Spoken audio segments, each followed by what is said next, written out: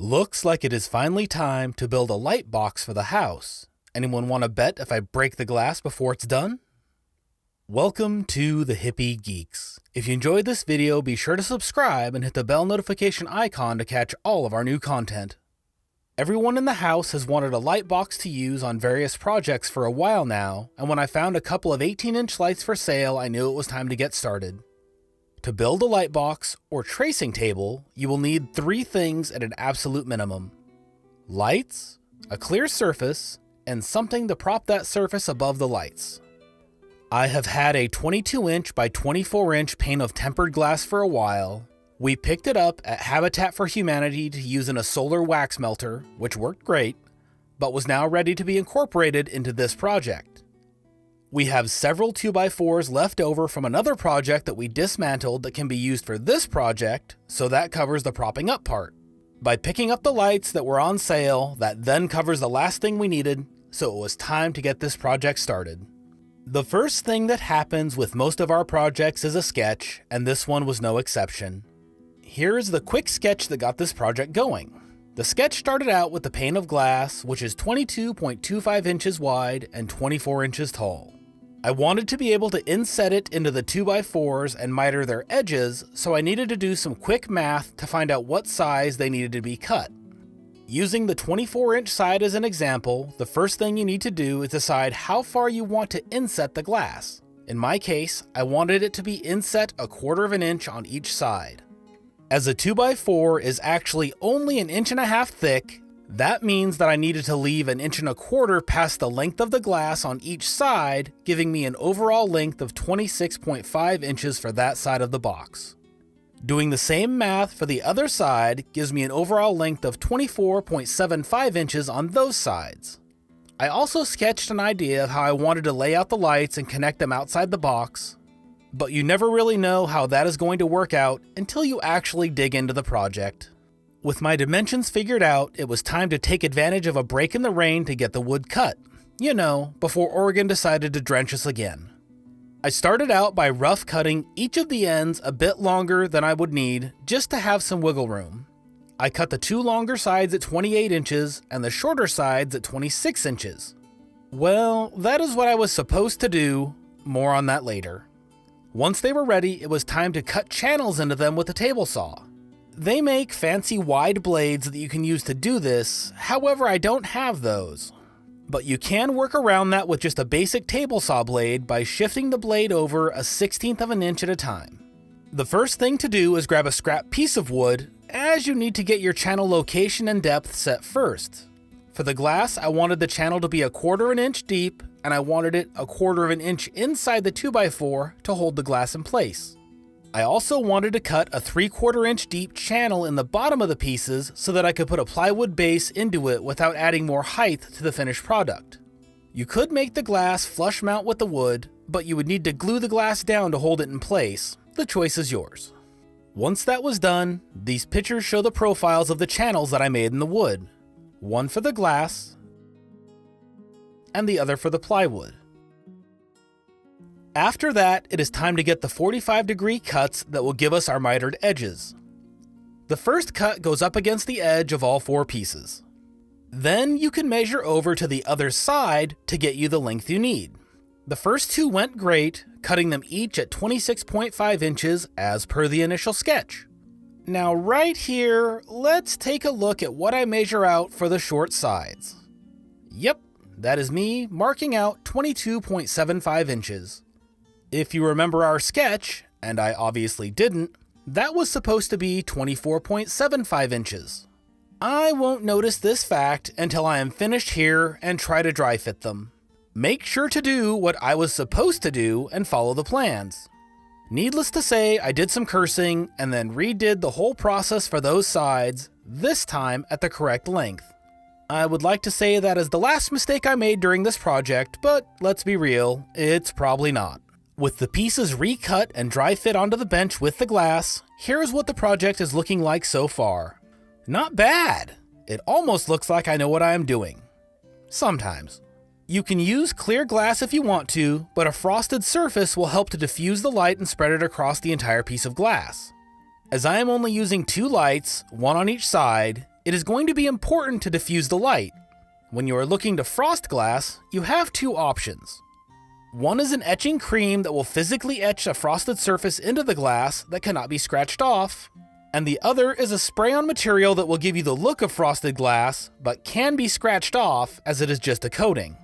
I thought that the etching cream would be the better option, as I know myself and it is likely I would scratch up the coating or mess it up in some other way. There are two problems with the etching cream. One, it is expensive. We are talking $8 for a very small bottle of it. The store I went to only had two available, so I picked them up as I figured that would be plenty to put a nice coat across the glass. After taping everything off, I started with one bottle and quickly realized it was not covering nearly as well as I thought it would. After waiting to see how it was working, I spread the other bottle across the surface as well.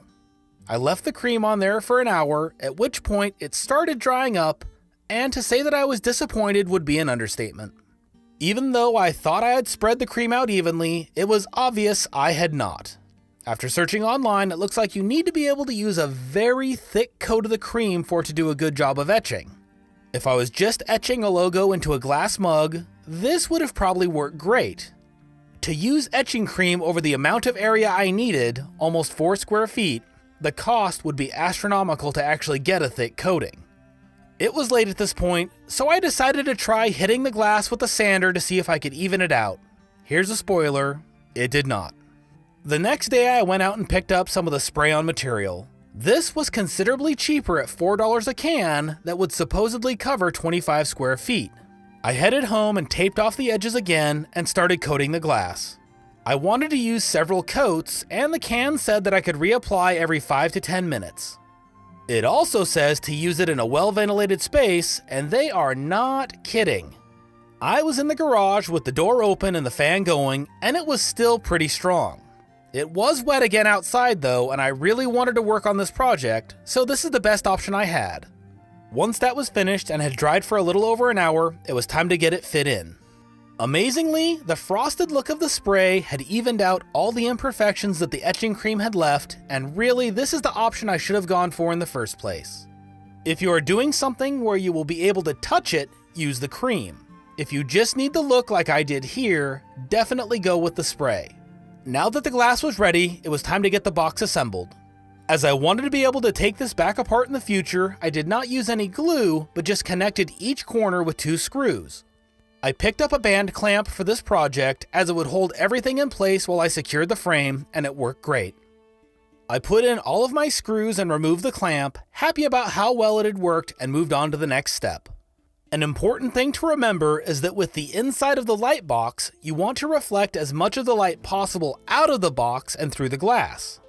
As wood isn't very reflective, you need to either paint it white or silver, or do what I did and use metal foil tape.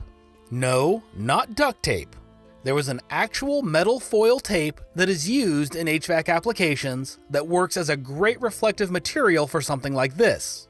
Simply cut strips to length and apply them all around the perimeter of the box.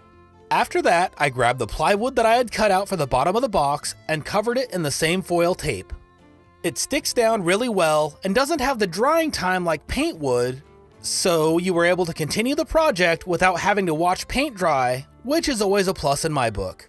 Once it is covered, set it aside, as it is time to get the light set up in the box. Finally. I knew that I wanted to use 2 lights on opposite sides of the box. These particular lights are actually able to be daisy-chained together, which means you only need to have 1 wire going to the wall to power them both, which is great. They come with a 6-inch cord to connect them to each other. Unfortunately, in my case, that is not going to be long enough. As each light comes with a power cord and this 6-inch connector though, what we can do is chop a length of wire out of the power cord you will not need to use and splice it into the middle of the extension. This is pretty straightforward, just remember to connect the wires back up the same way you cut them apart so that you truly are just extending the length. As I want to be able to take this apart in the future if I need to change something, I am using wiring nuts for now to connect everything. If this works out as well as I hope, I will come back in and redo these connections with solder and heat shrink, which would clean the look up a bit. This way will work safely, however, and gives me the length I need to connect the lights. Now that I have the ability to connect them together, it is time to mount the lights inside of the box. After placing the light all the way to one edge and marking the midpoint of the distance to the other edge, it is time to get the lights attached. In a recurring theme, I do not want to mount them permanently in case I need to change something. I happen to have some very high bond double-sided tape on hand and figured that would work great to keep the lights in place. After applying 2 pieces of tape to each light, I pressed them firmly against the wood, sticking them into place.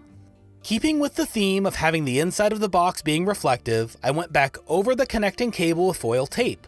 Make sure it does not get stuck up inside of the wire nuts as it is actually conductive, and a short is not something you want to have happen in here.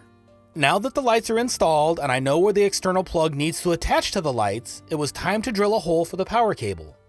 I wanted to be able to use the other extension as a power pass-through, and after measuring the connector, I decided that a 3/4 inch hole would be perfect. I grabbed a butterfly bit and carefully started drilling into the side of the box. You don't want to push in super hard as it would be possible to break through and destroy the light we just installed.